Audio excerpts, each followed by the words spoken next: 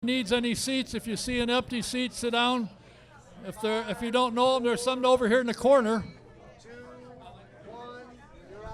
Welcome to the Autosportradio.com 2017 show. I'm your host, Don Kay. We are live from McGillivray Speedway, 30th and High School in the beautiful town of Speedway, Indiana. Tonight we're brought to you by Honda and Honda HPD, the Indianapolis Motor Speedway, and Verizon IndyCar Series.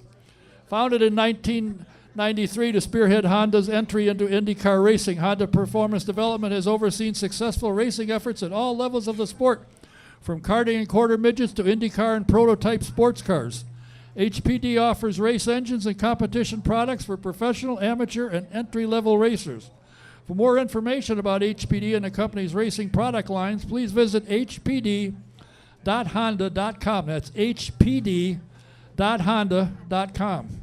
I want to welcome some visitors that are in from out of town. This table over here, the Wilkerson group, we want to welcome them. There's a whole gang, and they're being noisy. I want to mention Jean Hunter is here with her little group, or big group actually. And of course, the guy who deserted the state of New York, Jeff Gall, Trooper Jeff and his group. Welcome him as always. And it wouldn't be right if we didn't have, and we do have, Marv and Judy Schmidt. That's Sam's mom and dad. Welcome, Marv and Judy. All right, I'm going to bypass some stuff and go right to my first guest.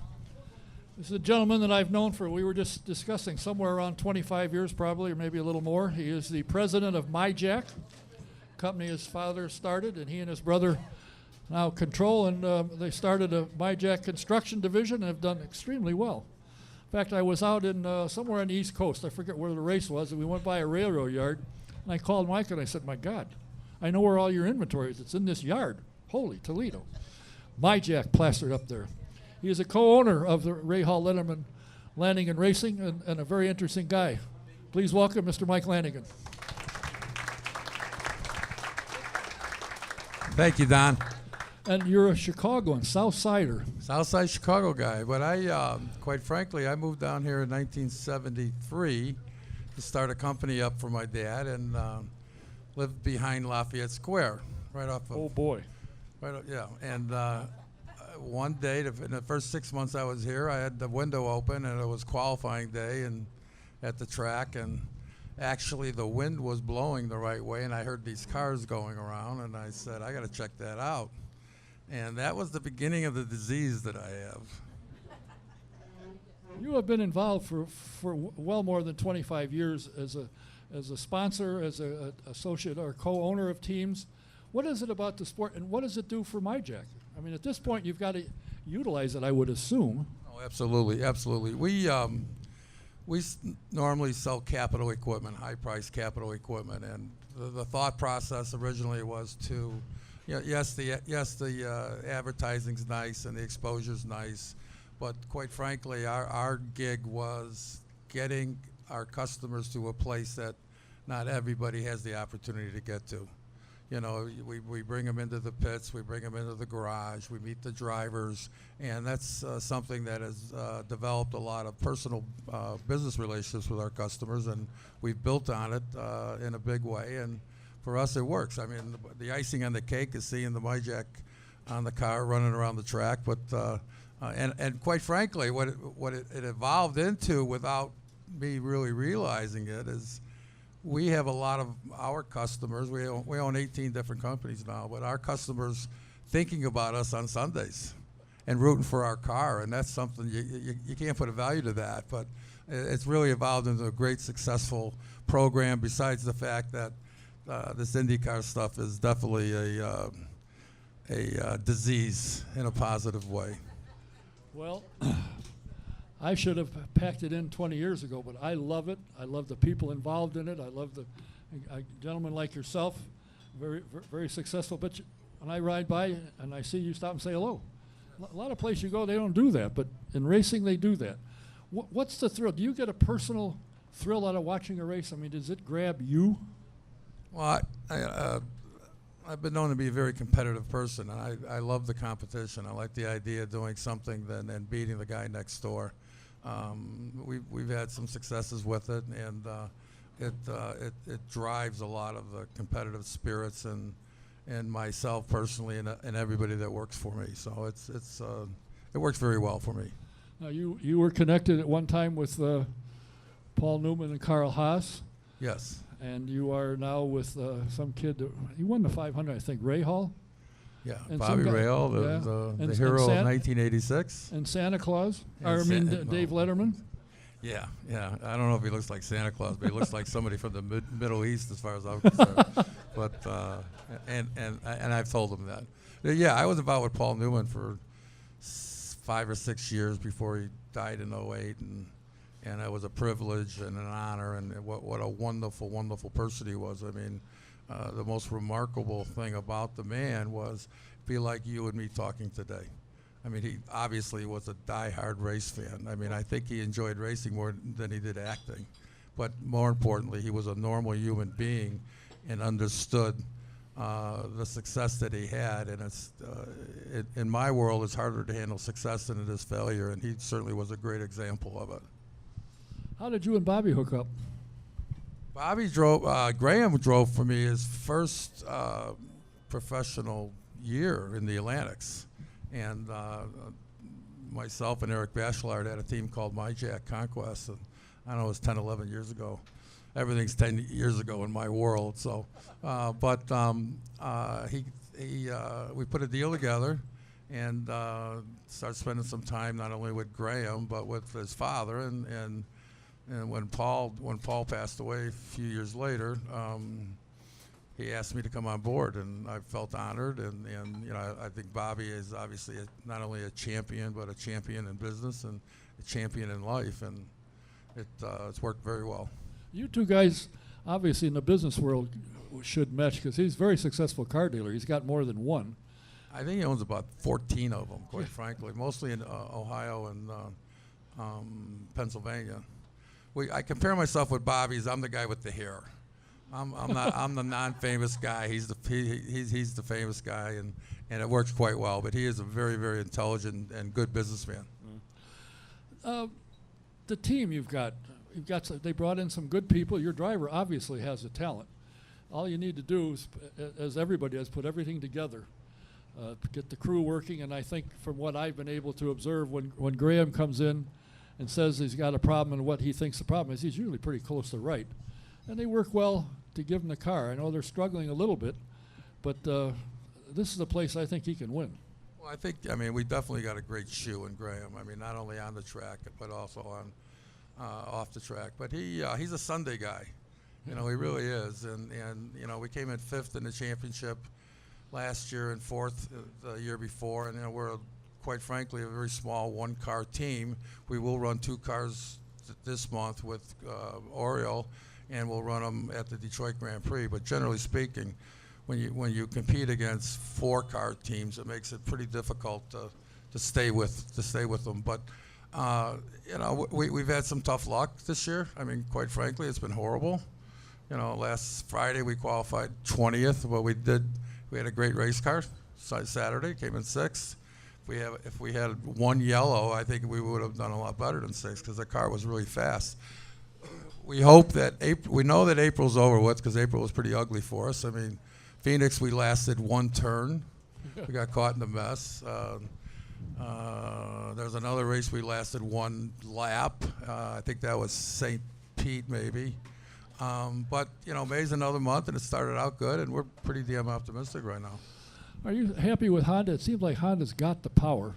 You just got to be able to set it up at the right time. Now, I heard rumors today that they kind of detuned the engines today. Well, they were going good yesterday. Well, I mean, Honda's historically the last couple of years have been pretty strong at Indy. Oh yeah. Chevy's been strong at other tracks, and I don't think that'll be different this year. There was we blew an engine at 5:30 last night, but we were P6 before that happened, and thank goodness we didn't crash because normally you blow an engine, the car spins around a little bit and hits a very concrete wall. So, yeah. I mean, I think we have a strong engine for sure. I think we can compete with the Chevys, and just a matter of giving Graham and Oriole the right car on Sunday. Sunday's a whole different setup than qualifying weekend. So. Now, you have a suite here. You did. I assume you still do. A suite. You still have a suite here? Oh, yeah. Oh, I've had a suite since they opened them up in 1990. Yeah. Yeah, because I've been up there. And yeah, we're in charge of fun over there, by the way. Really? Yeah, oh, yeah. Oh, yeah. Wait, I haven't won a 500 yet, but I'll guarantee I got the trophy for most fun the last 25 years. And I have been honored to be invited up there, and I watch how they work with their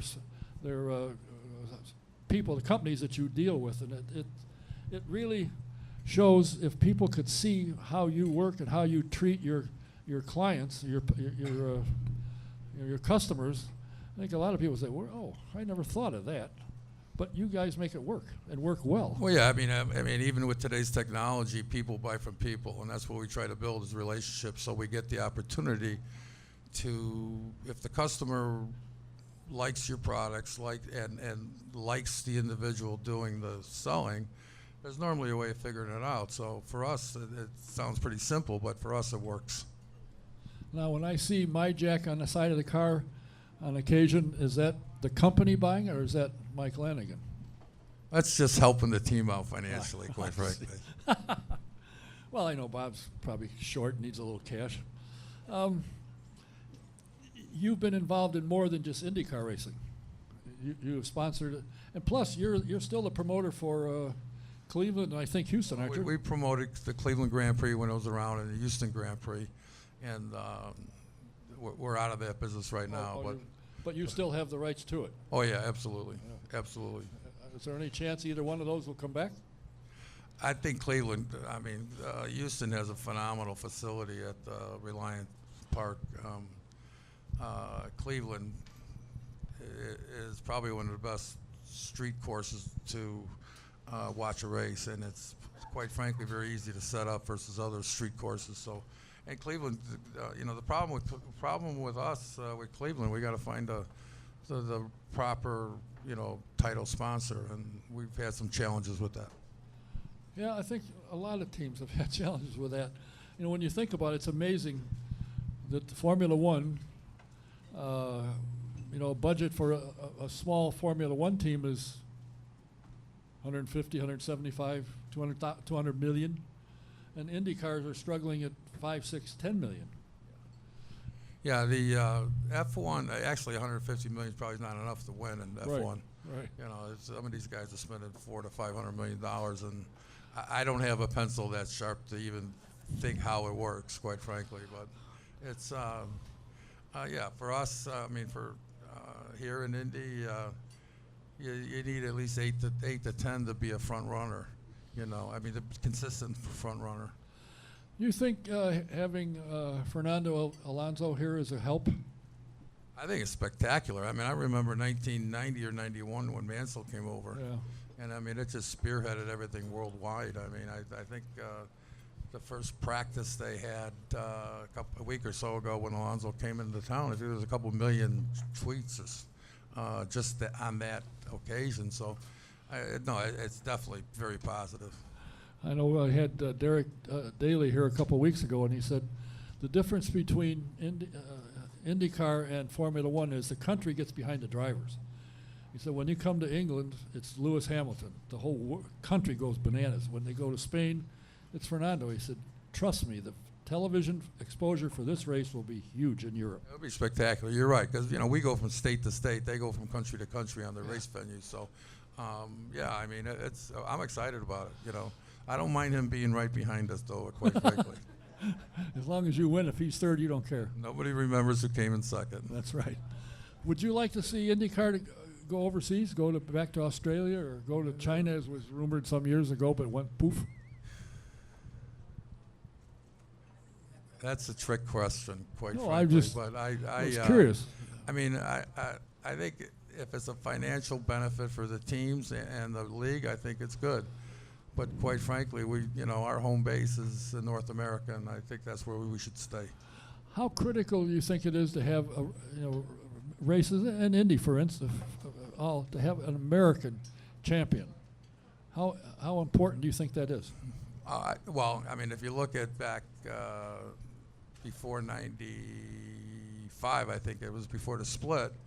you know, you had the Foyts and the Rutherfords and the Rick Mears and you had the young people rooting for them. I mean, right now, you know, we have a nice base of some very talented American drivers. We just haven't pulled the switch on winning.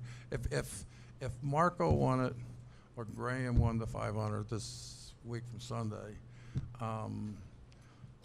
or Rossi, it would be huge, I think, for the fan viewership. I mean, Helio's a great champion, you know, Will Power's a great champion, but, you know, I assume most Americans root for the Americans. I mean, that's how I did when I was a kid, so yes, I think it would be huge.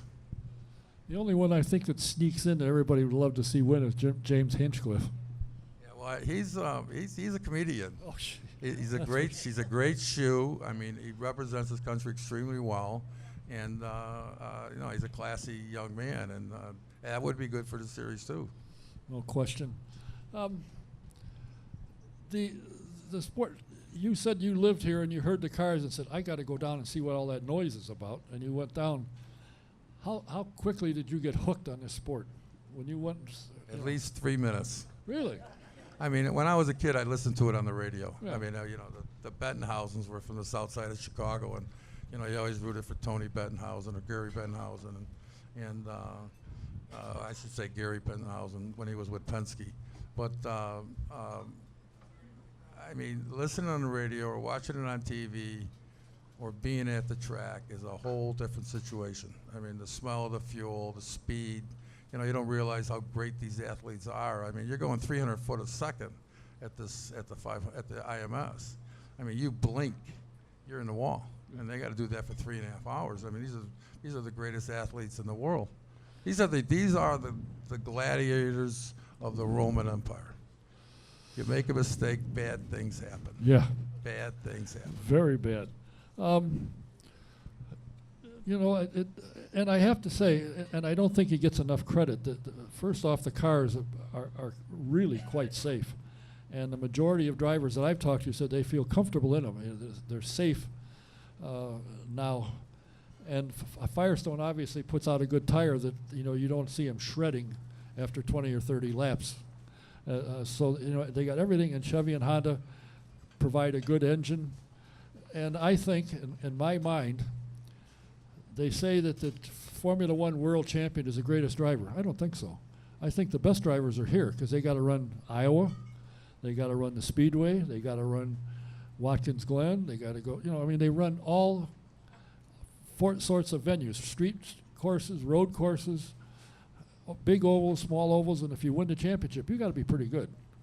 You better be pretty good for sure, and you better have the diversified talent. I mean, F1, I think you'll find historically it's a lot more car. If you got the car, the technology, and you got a real good shoe, no one's gonna beat you.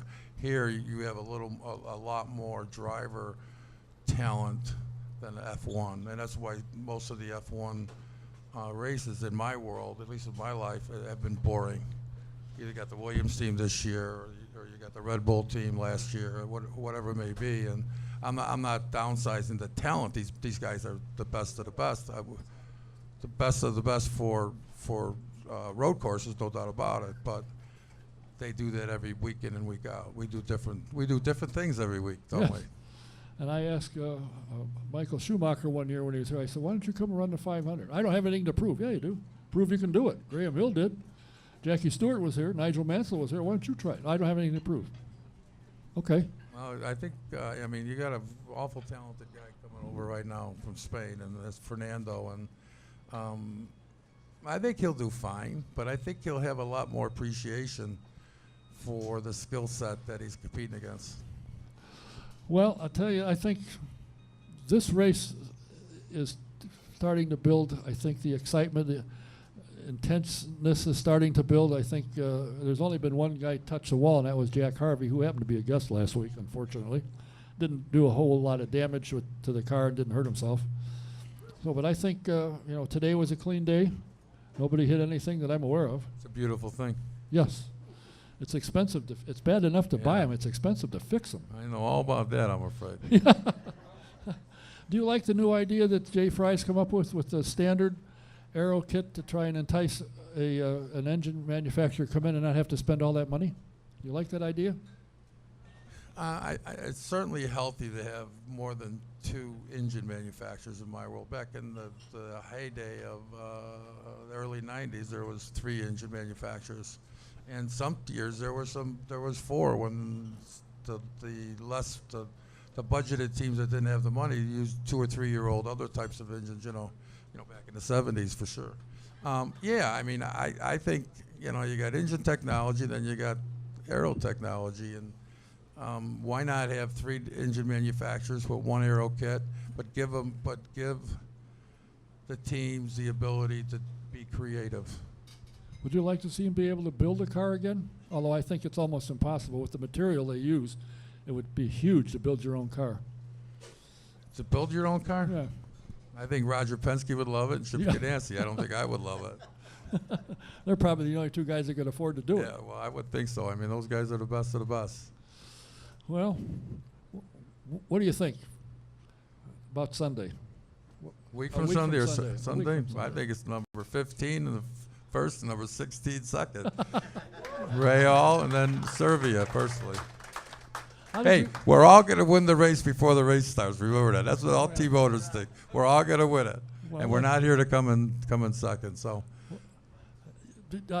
I've said this before. I worked on a team, and you know the team, where for the crew to perform up to par or excel, they got to have a confidence that the driver can drive the car. Yeah. I've worked for teams that had a driver. If it started 33 cars, 32 of them fell out. He wouldn't win. Well, it's kind of hard to work on a car and give it your best, and you know full well this guy can't drive it. Well, I'll tell you what. We won Texas last year. I think that was a 400-mile race, and we won Fontana. I think it was a 500-mile race. So we got a guy that can get it done. We just got to give him the car. And in all honesty, you need a good driver, a good team, good technology, and you need a little luck. So absolutely, racing luck. A little luck. It's all part of it. Well, I appreciate you taking the time to stop by here. It's always a pleasure to see you, and I appreciate and thank you for whenever I see you. You always say hello. You never go the other way. You say hello. Good to have you stop by. It's my pleasure, and everybody enjoy the race a week from Sunday. And remember now, number 15 and number 16. Thanks, everybody. Have a great evening. The president of MyJack, Mr. Mike Lanigan. Now, I hope my second guest is here. Is Mr. Howard here yet? Is he here? I haven't heard anybody say anything. I want to remind you, in case you happen to have a physical problem, you got aches and pains, you need a chiropractor, the best one to see is Rob Schroeder. He's up at 86th Street on Gainesville Road, 8660 Gainesville in the PitFit building. You can give him a call, make an appointment. Number 317-388-8755. Also want to remind you that the A.J. Foyt exhibit is going on right now at the Indianapolis Motor Speedway Museum. It is a great, great exhibit. I think all 4 of his winning cars are there, if I'm not mistaken. And it's a super. And if you're here tonight, I passed out books on it. I'll tell you what's there, show you some of the pictures, but you got to go and see it. It's a good exhibit, and you will enjoy it fully. Now, I will remind you that Sam Pierce Chevrolet in Daleville is the place to go. You want to find the best prices in the country, then go to the country in Daleville, and you'll find that Sam Pierce is always at the top of customer satisfaction. You take I-69 north to exit 34, exit east 1 mile, and you will see him on the right. You can't miss him. If it's time for insurance, you're looking to check prices and check your insurance, and the insurance inspector will tell you, check the price every so often. I have, and I do, and I found the best, and that's Mike Pardee and VP Insurance. If you got a home, a car, or a commercial property, you need insurance, he's the man to see. He's located at 5004 West 16th Street in the beautiful town of Speedway. He is readily available at 317-248-0070. That's Mike Pardee at VP Insurance. Give him a call. Let him give you a quote. You might surprise. He surprised a lot of people. He might surprise you. 317-248-0070. And this coming weekend is the event at Road America, the 2017 Spring Vintage Festival. It's the 18th to the 21st at Road America. If you're anywhere and can get there, do yourself a favor and take a check out it. It's beautiful cars, maintained well, and a lot of them that you used to watch as a youngster are back on the track and running at the SVRA events. If you are interested in a ride in a two-seater, one of the things you need to do, of course, as always, is go to IndyRacingExperience.com, find a date that you can be here for. They run throughout the summer at the Speedway, and they have a deal. If you go in there, find a date, go on the thing, and in the promo box put SJ1, and you get a 50% discount. So check it out. And if you got a kid that's 9 years and older, would like to take them on what they call a victory lap, you can call 317-243-7171, extension 101. Set up for your kid to run. They're usually at the track when there's no activity. They're running. And when the race, your ride is over, the picture that you get is free. Mention my name, though, or it won't work. And if you are a vintage racing fan or a Trans Am fan, you got to go to svra.com and sign up for the Vintage Racing Quarterly. It is an outstanding magazine, and you will enjoy it. So go to svra.com and sign up and get a subscription to the Vintage Racing Quarterly and the Trans Am magazine, which just came out. It is phenomenal. I see that Mr. Howard isn't here, and I was told he would be here.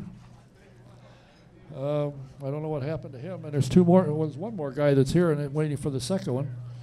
Well, maybe I'll just bring John up now, since Jay is there. John, I don't see Mr. Howard. Bring you up. See what's going on. This gentleman is the team manager for Belardi Racing. And if you remember, right, the last couple of years, the Freedom 100 has been probably the closest races in the history of the Indianapolis Motor Speedway. And he is here to represent Belardi, because I tried to get Brian. He had to go home and cut the grass, I think, wasn't it? Is that what he did? I think that's true. Yeah, he probably did. He had to go home. His wife keeps him busy. Well, yeah. I'm not surprised at that. Please welcome the manager of Belardi Racing, Mr. John Brunner.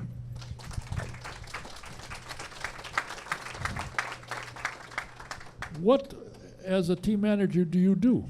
I notice your hands are clean. My hands are pretty clean. I have to come to shows and talk to people sometimes. Yeah, well, tell the boss to get somebody else to cut the grass. No, you do a little bit of everything. Travel, order parts, yell at engineers. That's my favorite part. Yell at an engineer? Yeah, that's the best part of the job. Really? Do they think so? No. How did you hook up with Brian Belardi? When he first started his team, he had a couple of guys that had worked with me before, and he was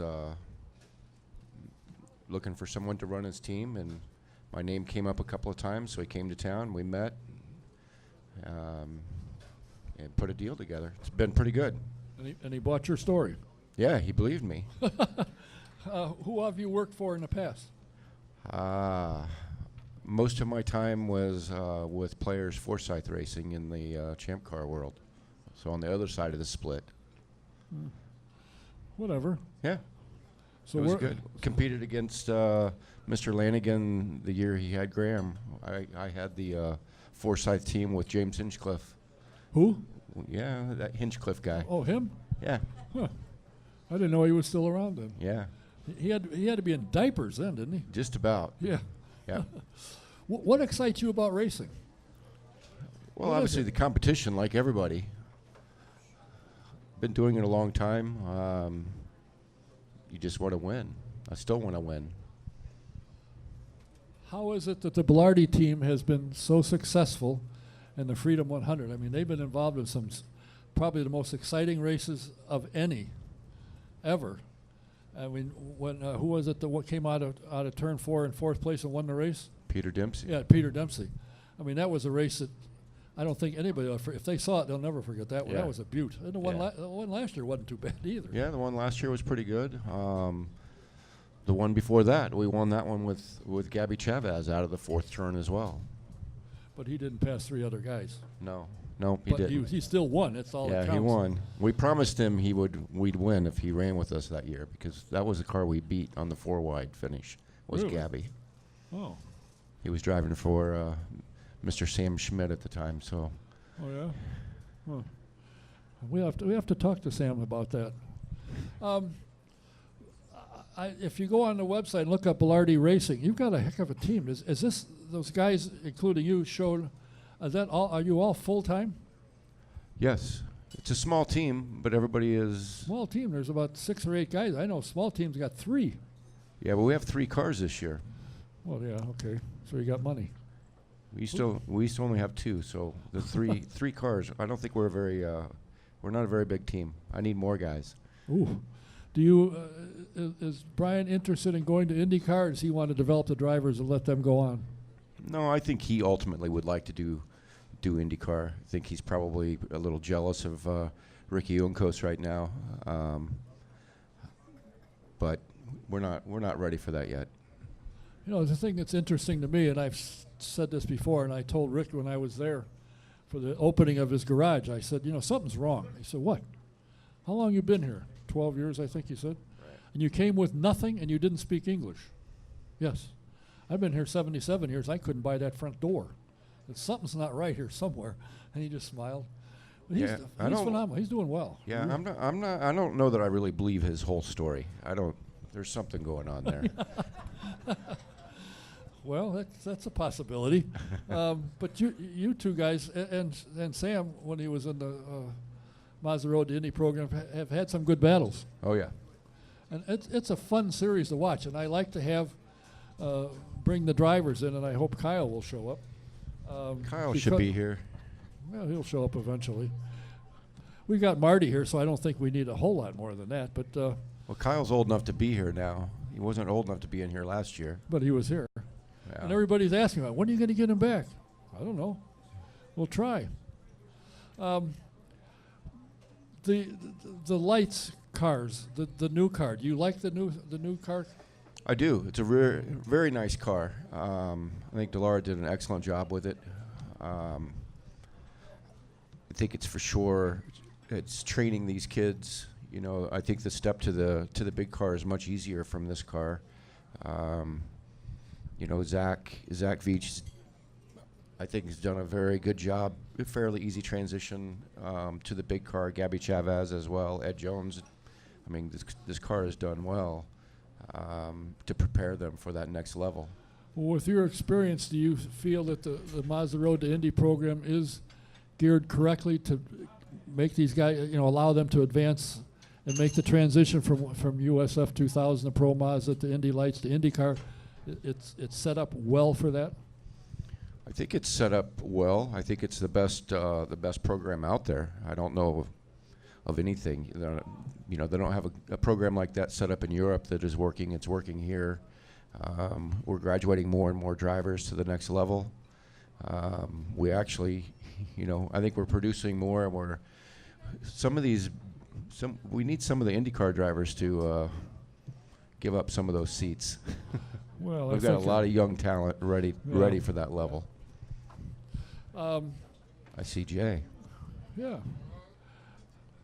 You guys are involved in was it lupus? Yep. Explain that to me. What is that? Lupus is a disease that doesn't get a lot of recognition, and to be honest, I'm no spokesman for him by any means, but it's dear to my heart. A very good friend of mine's daughter was diagnosed a few years ago, and the month of May is an awareness month for lupus, and we, you know, Brian has a connection as well to a friend with lupus. So we've ran the lupus decals on our cars, I think, since 2014. Just trying to bring a little more awareness, and the Mazda Road to Indy got more involved this year at the Grand Prix. We had it on 60 cars. So, you know, get on the lupus website and read a little bit about it and make a donation if you can. they just don't get that much recognition, you know. Well, I am looking forward to the Freedom 100. I am too. I find that rather strange, really. You are, okay. I appreciate you coming by.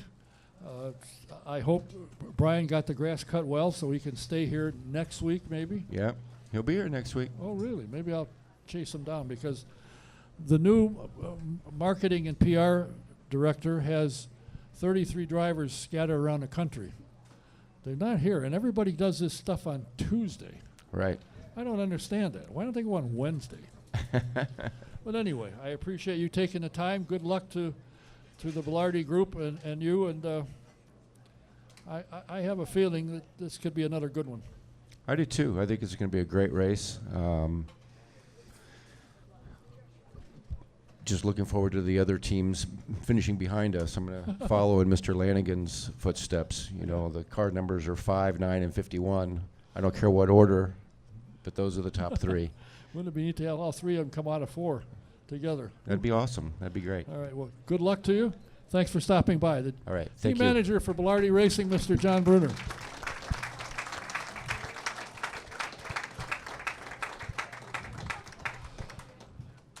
We have a gentleman coming in now that is a former Indy Lights champion, and he is making a return to the Indianapolis 500 after being on vacation for a few years.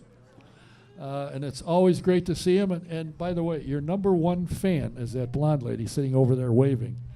When I said you were scheduled to come here last week, she almost hit her head on a light jumping up and down. Mr. Jay Howard. Talk right into here. She's working. Nice to see you too. Nice to see everyone, actually. How you doing? Good, yeah. Yeah, good. I text you, and well, I'm in New Orleans, or I'm in Baton Rouge, or I'm somewhere. You're on the road all the time. I am, yeah. I am mobile. Do you take your family with you? You just come home and say hello, do laundry, and leave? Yeah, pretty much. I haven't been able to see the family as much as I like, but Well, you were home We'll long see. enough. You have a child now. yes, that's definitely changed things for sure. Staying home and now I weigh up. Yeah, do I really want to go work this weekend, or should I stay home with a boy? And always tends to sway towards staying home with the boy. You have a very successful karting team. Where do they run? Where do you guys run? Yeah, the karting team runs all over the country, Las Vegas to Sonoma, Newcastle, just here locally, Florida, runs everywhere. And I've started to scale back a little bit on the karting side, because we started a Formula 4 team this year, which is it's great, but I got like 3 of the kids that are in my karting program, they progressed into cars, and we've been playing with Formula 4 cars. Now, when it was announced that Tony Steward Foundation had teamed up with Sam Schmidt to enter a car, and your name popped up, and there was 1 or 2 others. Were you surprised when they called you, or were you hopeful? Both. You're always hopeful. You always want to get back in the car. We've been working very, very hard at trying to make it happen, and the stars aligned, as they say, and here we are. Are you still working on trying to get in full time, or do you not have time to do that with your other? I'll make time. Oh, really? I think I can adjust my schedule. Spoken like a true racer. The kids that you were working with, is the young talent out there that can make its way up? Yeah, for sure. And, one of the things about my 500 program, getting back in the car after 5.5 years or whatever it was, there's so many kids at a young age, and it's throughout motorsports, but particularly the young kids, not just the kids, the parents as well, so down on racing. Oh, you can't make it happen. You can't. It's too expensive. It's this, it's that. It's never going to happen, and just very down on racing in general. And so I hope that this is a little bit of encouragement that if you keep working hard and keep, do good things and keep working hard work, dedication, you never know. You've never really given up the idea of running full-time in IndyCar. Now, you ran IndyCar, and I won't say for whom, but I remember talking to you on several occasions that you're not going to believe this, but so-and-so hit something and bent the suspension, and guess who's got the bent? Me. Makes it tough to drive a car like that, doesn't it? That's very well put, Don. And the sad part is, people look and fans look and say, boy, he doesn't know what he's doing. He can't drive a car. And it's not you. It's what you had to drive, which is a shame that happened. And I don't know if that had any effect on your moving forward or not. I don't know. But it used to irritate me to say, look at this. Oh, jeez. Dumb as I am, I can see that. But it is what it is. You've made it through. You've survived. And Weathered here the you storm. are back again. What? Weathered the storm and moved on. You connected with Sam Schmidt, whom you drove for when you won the Indy Lights. That's got to be a nice little reunion coming back to where you had success before. How are things looking for the team? Have you got a good crew working on your car for you? Yeah. Sam puts on a first-class operation, and I'm super excited to be back with him. It's very familiar. There's a lot of different faces in the team.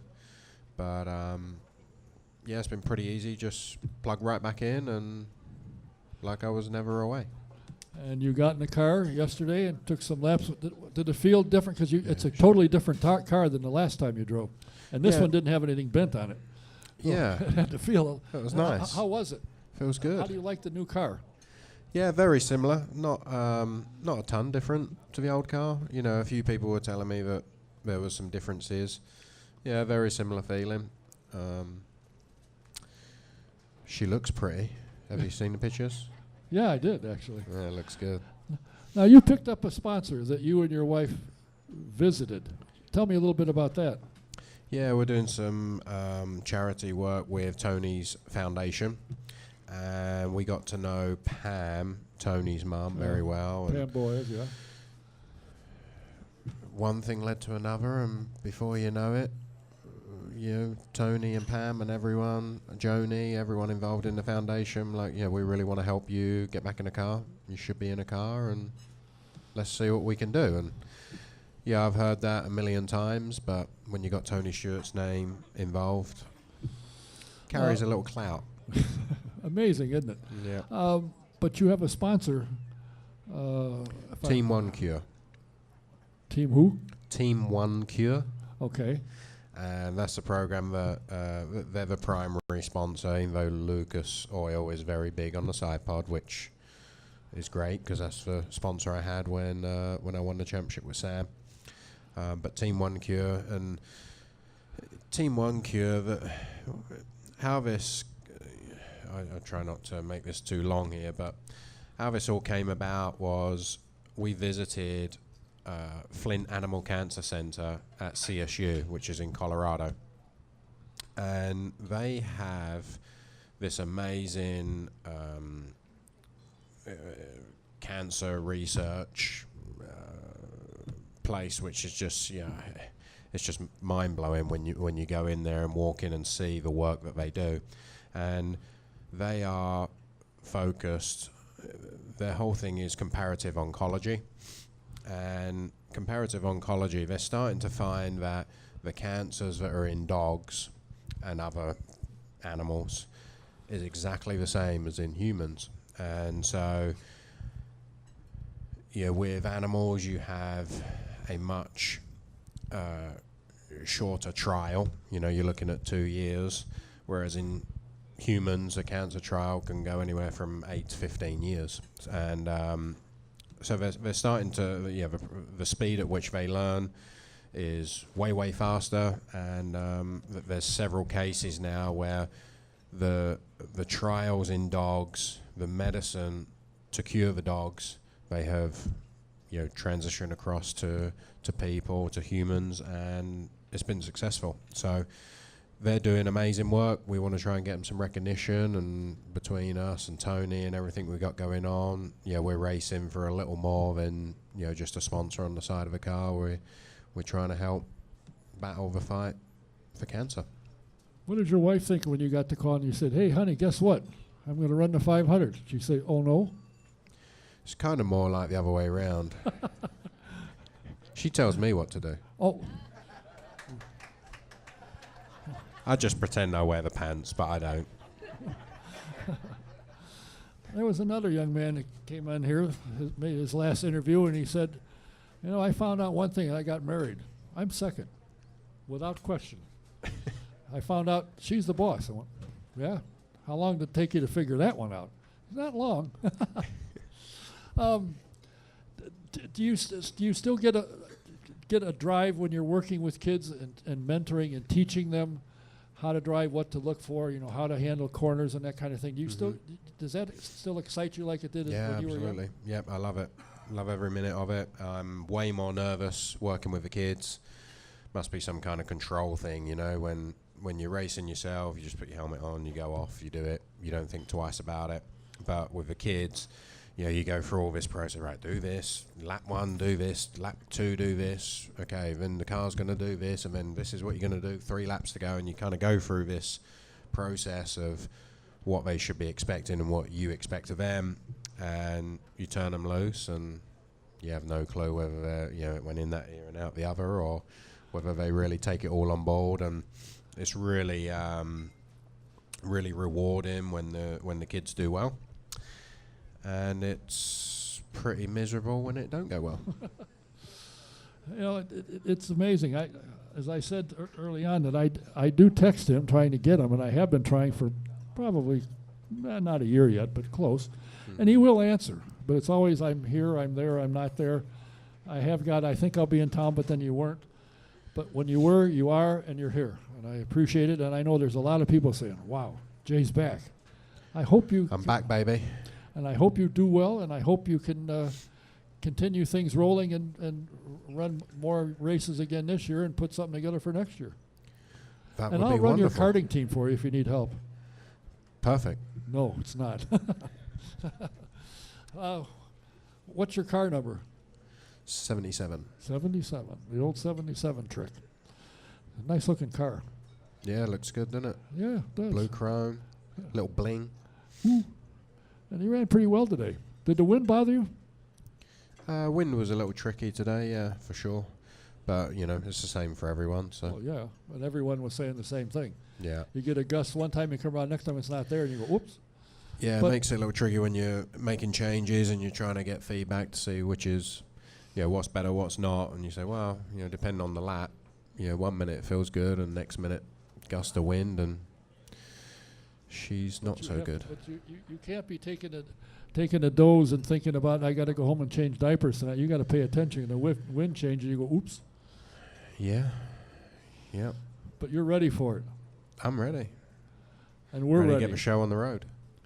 We're ready for him. And now Charlie will be out every day out cheering you on. I can assure you. That's Charlie. Great. Tony Steward Foundation, Sam Schmidt, Peterson Motorsports, and their driver, number 77, Mr. Jay Howard. Thanks. Welcome back. Hey, thanks for your time.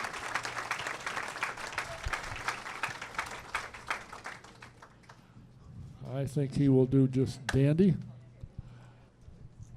Uh-oh, you got to sign an autograph here. My next guest is a gentleman that was here last year.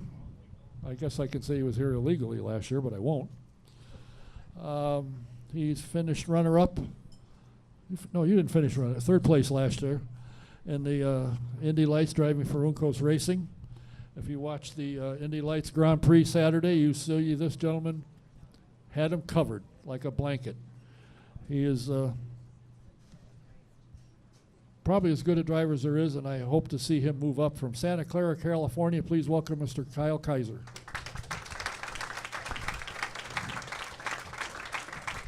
You'd be surprised the number of people said, "When are you going to get Kyle Kaiser back?" Well, I guess he's sleeping. I don't know. Do you stay here all year? Yeah, I actually moved out here in January, so I've been here for a while. No, but I mean, this January, were you here? Yeah, I go back to college. So I go to college from September to December, just do 1 quarter, and try to stay up and get my degree eventually. Geez, at that rate, you'll catch me in age by the time you get a degree. I know that's what everybody's joking about. What are you getting a degree in? I haven't officially declared, but I'm going to be a business major, probably finance. I'm good with numbers, so. Yeah, talk to Ricardo. He's pretty good with numbers too. Yeah. Now, I made a mistake. I thought when he had the opening of his shop that they had said you were going to run the 500. Now, did I miss that? No, it was never official, but there were a lot of rumors going around that Yeah, I was well, going to be in that car. And I guess it's easy to make those rumors because I was, in the Indy Lights program, been with them for a long time, and I wanted to be in the 500 this year. And for a while, it was looking like we had the shot. We were talking with a couple sponsors, but at the last minute, they fell through, didn't have the sponsorship to take the seats. So goal is to win the championships, then we're definitely in it next year. Do you like the new Lights car? I do. I mean, I never really got to drive. I only did one test in the old Lights car. Yeah? So comparably, I didn't get to get an idea, but I enjoyed driving it. I've gotten pretty good at it, so Yeah, I would I say. can't complain. I would say.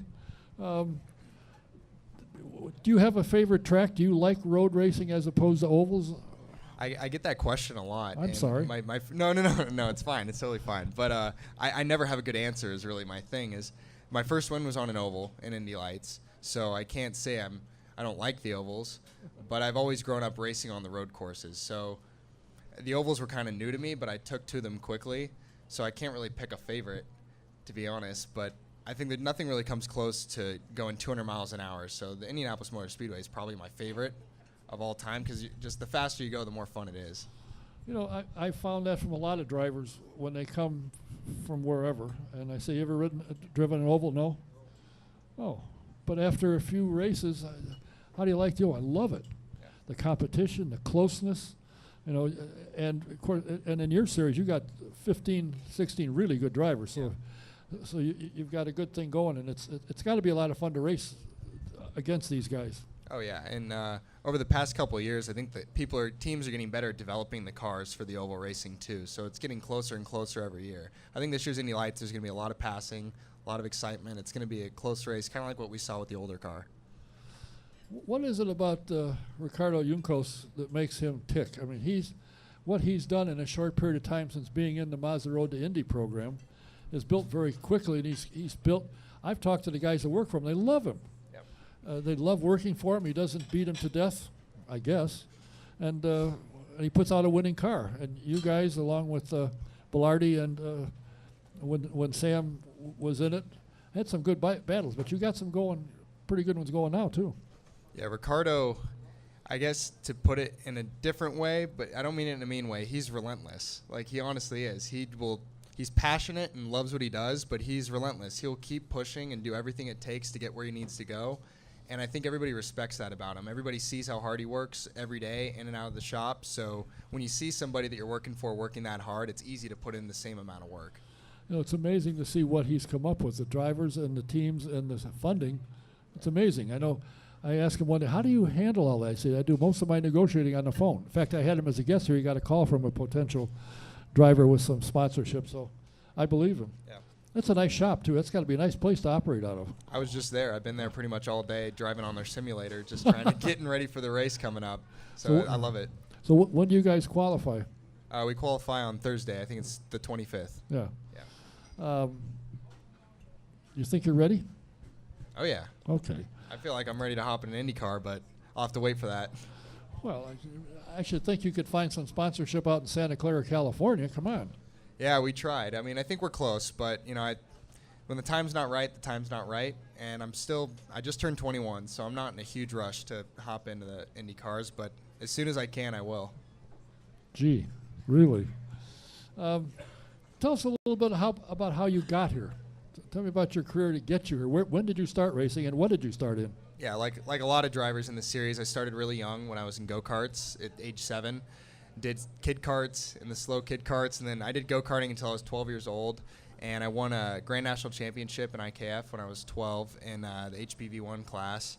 Then I moved into Skip Barber when I turned 13. On my 13th birthday was actually my first time in an open-wheel car, and I did Skip Barber for a couple years, and then in 2014 I did the 2012, I did the Formula Car Challenge, which was basically the Pro Mazda car, but it was just West Coast races with World Speed. Then I did the Pro Mazda Championship in 2013 with World Speed, then moved to Juncos in 2014 for the Pro Mazda Championship, and then the past 2 years, I've been doing Indy Lights with Juncos. Was your goal when you started, at 7 years old and worked up to 13, 14, was your goal to get to 16th in Georgetown? Is that where you wanted to go? I'd say that goal kind of came about once I moved into Pro Mazda and the Mazda Road to Indy. That's when it really became a reality, seeing the idea with the ladder series and everything, the way it works. But honestly, up until I was probably 16, I was balancing football and racing. So for a while, I wasn't committed to either racing or football. I was just doing both and seeing what came about. But at some point, I just said, okay, I got to make a choice. I got to decide what I want to do in regards to these two careers. And I've always loved both of them pretty equally. But I thought the most realistic chance was to make the Indy 500 because it's really what I loved. And we went full out. I quit football and I said, okay, I'm going to try to make it to the Indy 500.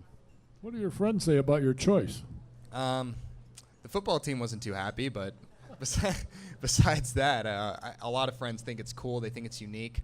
I was from California, and honestly, there's not a ton of race fans or people that are familiar with IndyCar in California. Every time I said I'm racing, they say NASCAR, and I'm like, no, this is way cooler. But people didn't get it. So I like living out here because everybody's very familiar with it, and you can recognize and be you can communicate with a lot of people here, and they know what you're doing. When you go home, do you get recognition? I mean, does Santa Clara and papers and television, do they follow you? A little bit. I haven't gotten too much press, but I've had a couple articles come out, and I've had the most random places recognize me. Like one time I went to the hospital, and one of the nurses recognized me. That was the most random one. Like I was getting like a CAT scan or for something, and they're just like, I'm there waiting for my results, and she's like, "Do you race cars?" Yeah. It's like, "Oh, I think I've seen you before." I'm like, "Oh, okay." But nobody really recognized me at my school or anything. What about here? Are you getting recognized around town? A little bit occasionally. But I live up in Carmel, so I'm not really around Speedway too often. Oh, well, that's a high-end brag. I mean, they're up there. What are you doing in our town?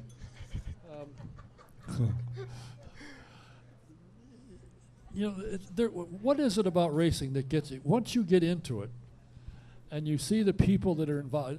For me, you see the people that the mechanics, the engineers, the team owners, all the people that are around a car. I think is what hooked me because I worked for a team for a number of years, and I just marveled at how they work together, how they understand, how they work, how they, if you have a driver that they know can win, they give you everything they got to give you the car because they want to win as bad as you do. Yeah. And to me, it's a lot of fun. It's definitely exciting, and I got my first real close look on Monday, the first day I got to go to the track, and now that Juncos is in it, I can kind of actually go into the garages and get an up-close look at everything, and I was up in the pit box when they first went out, and it's crazy. It's a lot. It's a huge effort, and I always knew it was a huge effort, but you don't really get a good idea until you're on the radio and you hear like 20 people talking at the same time, and you're like, oh my gosh, how do they all work together?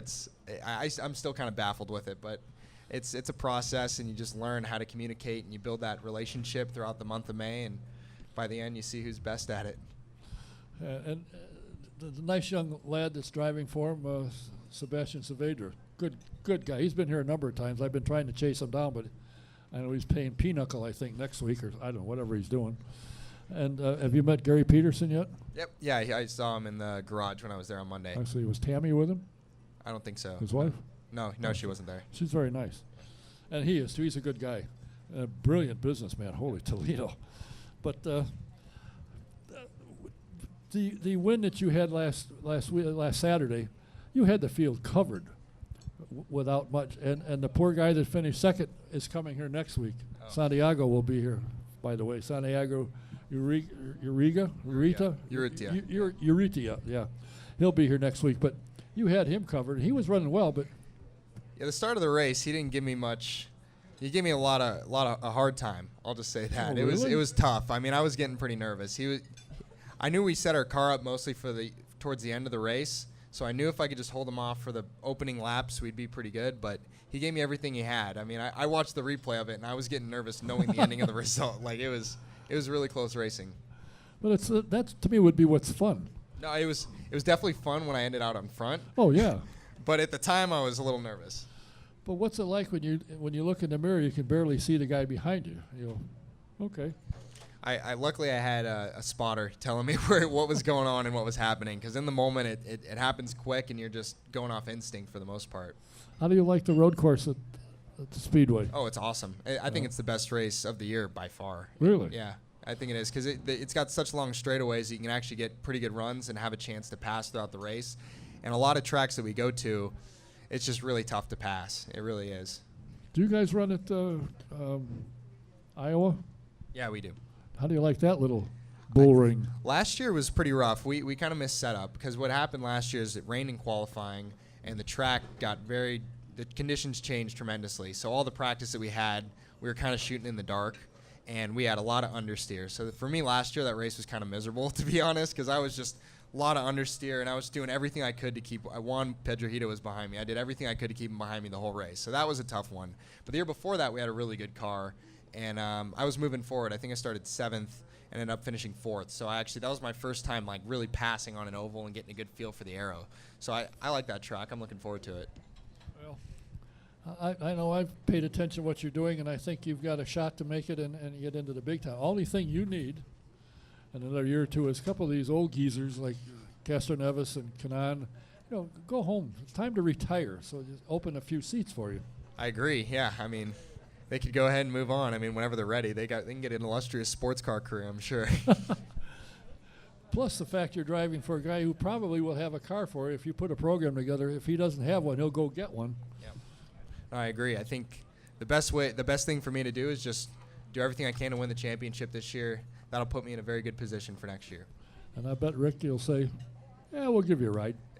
Yeah, we definitely have a good relationship, and the thing, I've never wanted to leave Juncos because we just have such a good relationship with Ricardo. We know everything they're doing is no less than what any other team would do. He does everything that is required to win a championship, and he showed that in 2015 with Spencer. So I'm very happy with the team.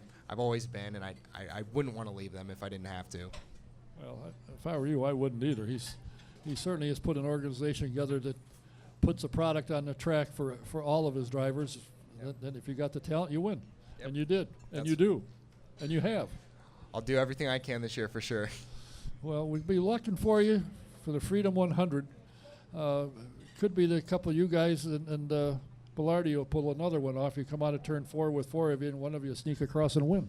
Maybe it'll be you. Hopefully it's me. That's all I'm hoping for. If it's a close, exciting finish and I finish out up front, that's all I can ask. Well, we wish you nothing but the best. Thanks for stopping by tonight. And what's your car number? Car 18, the big green and orange and white car. Car 18. Yep. With the driver Kyle Kaiser from Santa Clara, California. Wish him well. Great. Thanks for having me. Thank you. Thanks for coming. Next week we will be here.